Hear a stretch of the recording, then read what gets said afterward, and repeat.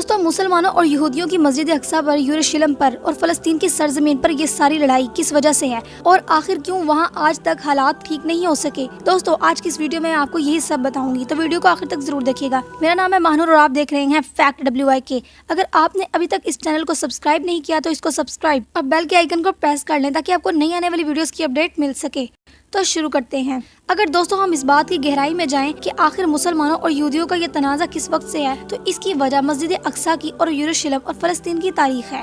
दोस्तों, अगर आप मस्जिद अक्सा और यरूशलेम की मुकम्मल तारीख जानना चाहते हैं तो आप ऊपर दिए गए आई बटन पर क्लिक करके जान सकते हैं और मैं इन वीडियोस का लिंक डिस्क्रिप्शन में भी डाल दूंगी, तो आप वहां से भी देख सकते हैं। दोस्तों, अगर हम तारीख को उठाकर देखें तो हमें मालूम होता है कि इब्राहिम अलैहिस्सलाम फलस्तीन में मुकीम थे और इनके दो बेटे थे, इसहाक अलैहिस्सलाम, इस्माइल अलैहिस्सलाम।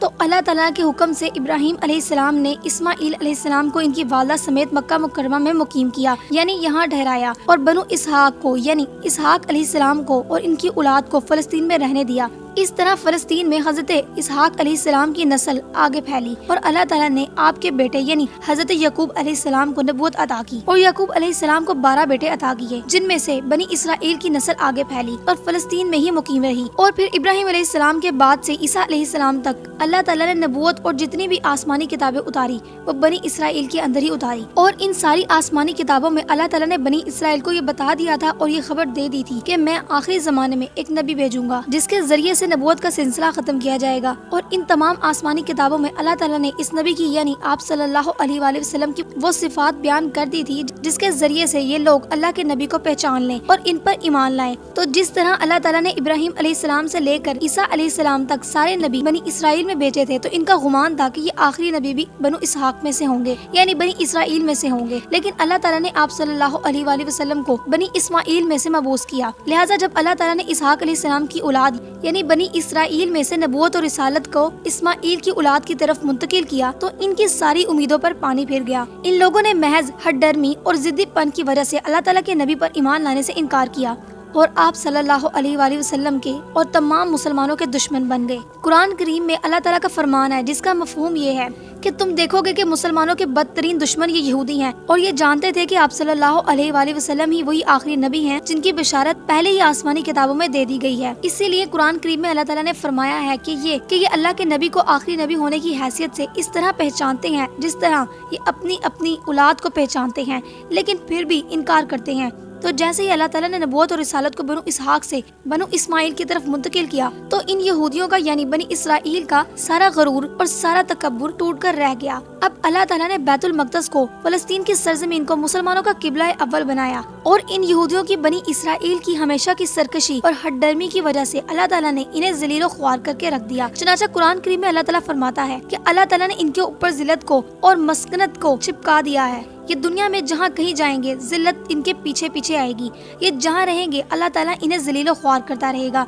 चनाचा जब ये यहूदी फलस्तीन में आबाद थे तो इनकी सरकशी की वजह से अल्लाह ताला ने मुख्तलिफ बादशाहों को इन पर मुसल्लत किया, तो इन्होंने इन पर हमले करके इनकी ईंट से ईंट बजा दी और ये यहूदी दुनिया के मुख्तलिफ हिस्सों में तकसीम हो गए और वहाँ जाकर रहने लगे। चनाचा आप सल्लल्लाहु अलैहि वसल्लम के दौर से ही मुसलमानों की और यहूदियों की बैतुल मक़दस पर फलस्तीन की जमीन पर मस्जिद अक्सा की लड़ाई चलती आ रही है और अल्लाह के नबी के जमाने के बाद फरूक आजम रजी अल्लाह अन्हा हजरत उमर बिन खत्ताब रजी अल्लाह अन्हा के जमाने में एक बार फिर फतह हुआ और मुसलमानों के हाथों में आया। लिहाजा अहले फरूकी से लेकर सल्तनत उस्मानिया के दौर तक फलस्तीनियों की सरजमीन मुसलमानों के हाथ में रही और जैसे ही सल्तनत उस्मानिया का सपूत हुआ और मुसलमानों की आखिरी खिलाफत का खात्मा हुआ तो फलस्तीन मुसलमानों के हाथों से निकल गया और फिर वहाँ पर यहूदियों को लाकर आबाद करना शुरू कर दिया गया। इसके बाद पूरी दुनिया से यहूदियों को फलस्तीन में ला लाकर आबाद किया जाता रहा और यूं यहूदी फलस्तीनी सरजमीन पर काबिज होते गए। नौबत यहाँ तक आ गई कि दुनिया के नक्शे से फलस्तीन तकरीबन मिटने के करीब आ गया और वहाँ पर एक नई रियासत वजूद में आई इसराइल के नाम से।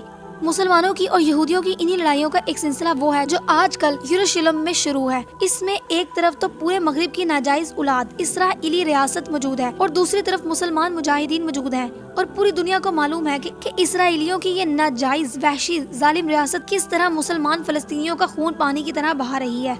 लेकिन जब फलस्तीनी मुसलमान अपने दिफा में इसराइल के मुकाबले में खड़े हुए तो दहशतगर्द कौन कहलाया? अफसोस, फलस्तीनी।